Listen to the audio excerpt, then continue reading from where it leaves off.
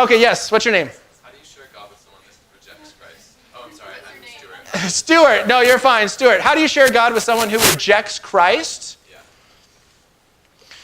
Yeah. Okay, this is difficult.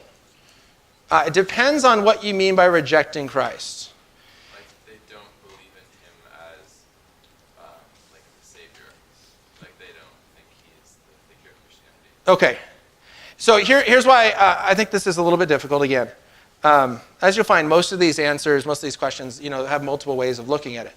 Well, okay, does the person reject Christ because they just want to go off and do their own thing? What I find a lot with students is they want to go off and they want to party in college, and so they're going to reject Christianity so that they don't feel morally accountable for the things that they want to do. And I've had students tell me, if I admit that God exists, not that God doesn't exist, if I admit that he exists, I would have to change my life. And so here's a rejection of Christ based on a volitional or I just want to do something else. Well, is there anything I can say that can force them to accept Christ? No, there's not.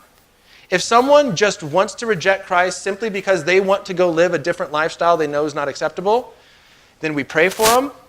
We continue to be their friend. We continue to talk to them. We continue to ask them questions, but there's nothing that we can do that can force them to believe.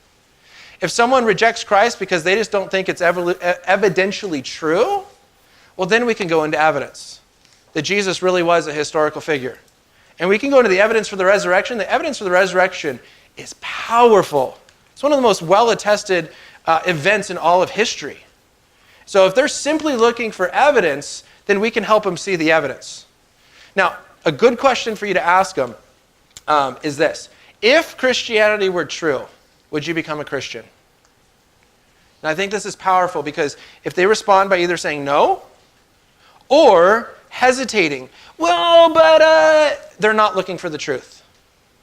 They're just not looking for the truth. And then to give them the truth is not going to necessarily help because that's not what they're looking for.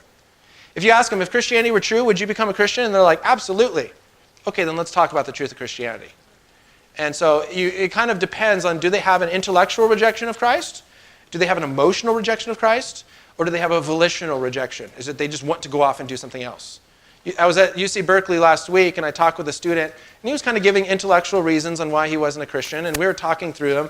And it finally came to the point where he said, but my church I grew up in was so screwed up. And I went, oh, it's an emotional rejection.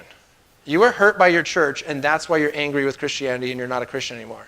And these intellectual reasons can sometimes just be a cover-up for the real reason why they have that rejection.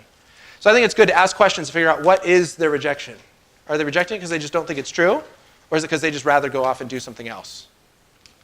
Good question.